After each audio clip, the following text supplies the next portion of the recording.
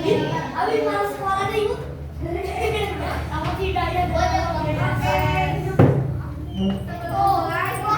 Seperti biasa melakukan kebiasaan terlebih dahulu bernyanyi bersama-sama yang judulnya rukun sama.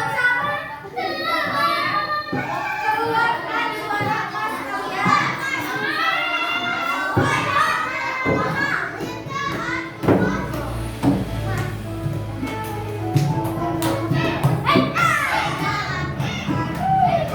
Semua insan kita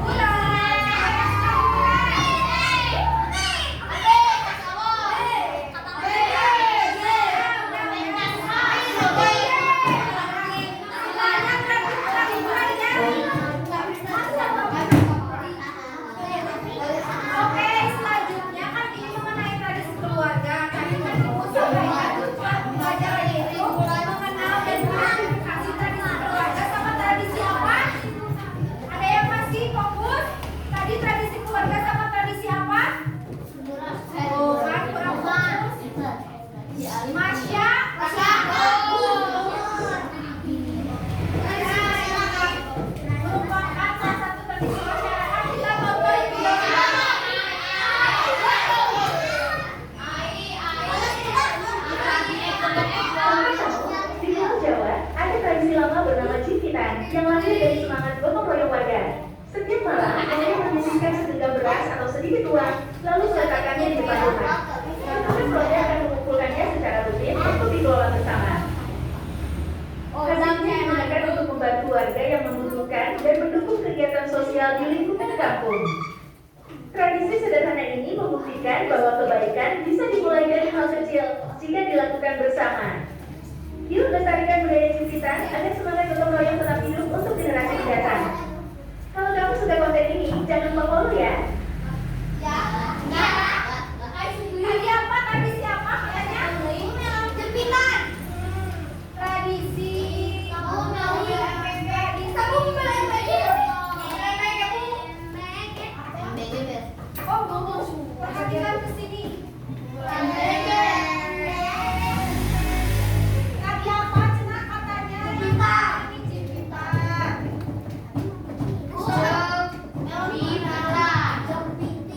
Jempitan tadi teh jempitan. Bentar dulu, satu lagi ya. Satu dulu. Tradisi jempitan dulu apa? Tradisi yang di setiap berapa rumah masing-masing itu apa? Menyiapkan wadah buat isi apa? Ada yang melakukan kan? Nanti yang bagian apa? Roda, ya pas roda diambil terus udah kekumpul dibagikan ke yang lebih membutuhkan seperti anak yang yang makin miskin ya kalau yang lebih membutuhkan jadi tradisi ini itu mengandung apa berbagi sama masyarakat. Nah untuk selanjutnya kita tonton lagi video ini deh. Ya, ada lagi tradisi selain tradisi jempitan. Indonesia bukan cuma punya ribuan pulau, tapi juga tradisi-tradisi yang bikin kamu mikir, ini seriusan ada. Di Toraja, Sulawesi Selatan, ada tradisi Marene. Jenazah kubur dikeluarkan, dibersihkan, bahkan dipakaikan baju baru. Bukan horor, tapi bentuk cinta dan penghormatan. Di Banyuwangi, ada perlombaan. Warga berdandan seperti kerbau dan berkeliling kampung. Tujuannya, memohon panen yang melimpah. Di Lombok ada peresean. Dua pria bersaing pakai rotan dan tameng kulit.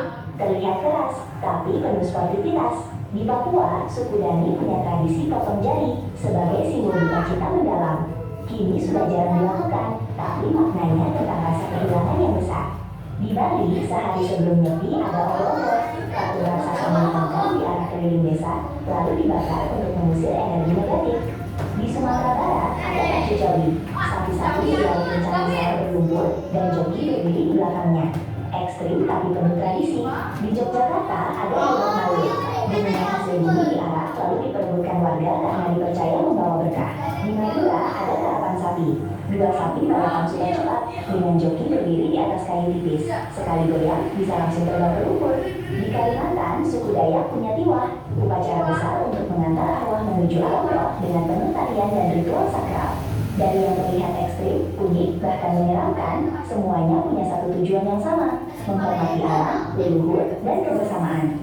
Kalau menurut kamu, tradisi mana yang paling bikin takjub? Tulis di kolom saya, dan jangan lupa follow untuk cerita budaya unik lainnya dari Indonesia. Tadi tradisi apa ya katanya? So ada tadi yang Kalimantan ada tradisi apa?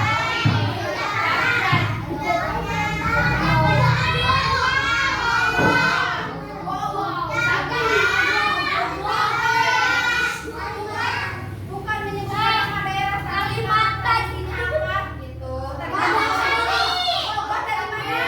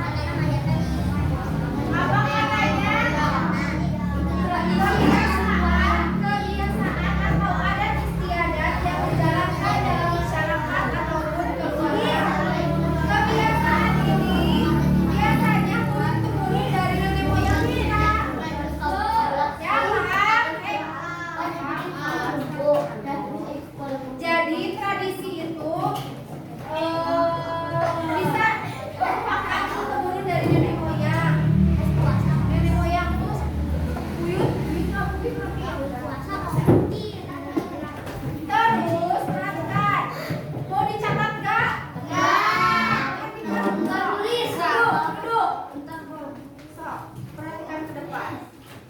Kenapa tradisi perlu dijaga dan dilestarikan? Ya, agar kedua, menjaga kerukunan. Belajar dimengerti. Jadi kalau ada tradisi kayak tradisi apa tadi Teh? Bukan Sunda atau Hah? tradisi Sunda.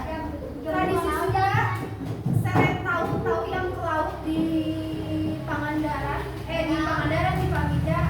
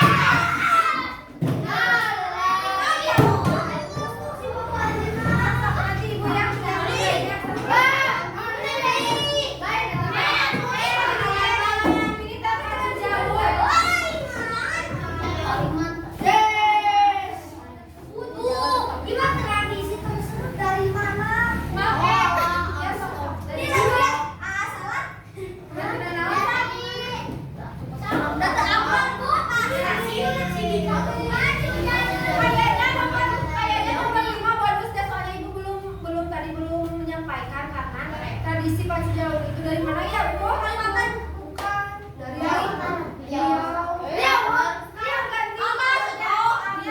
Ganti sama ibu. Dari Riau. Pacu jawi dari Riau. Ayo, Riau.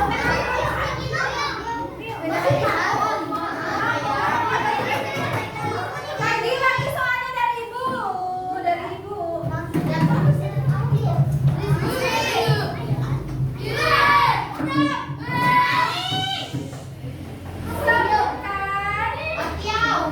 Satu saja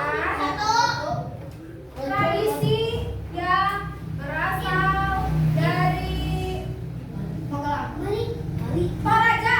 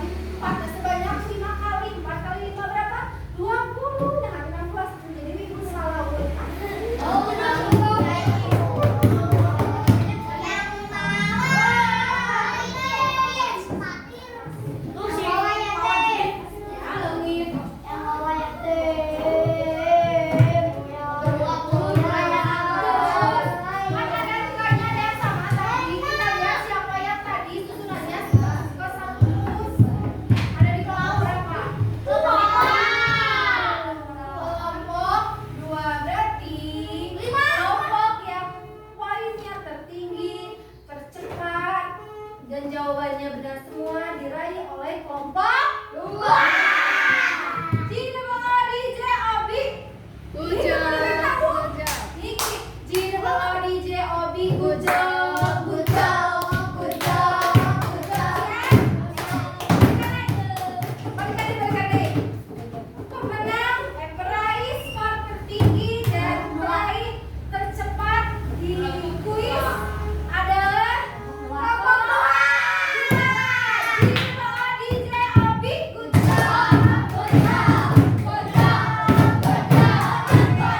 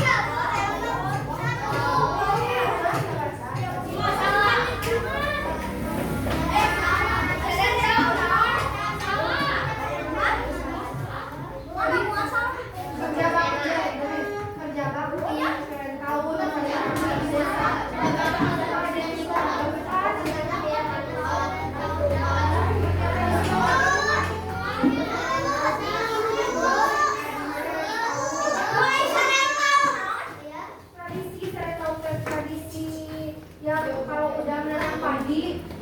Baik.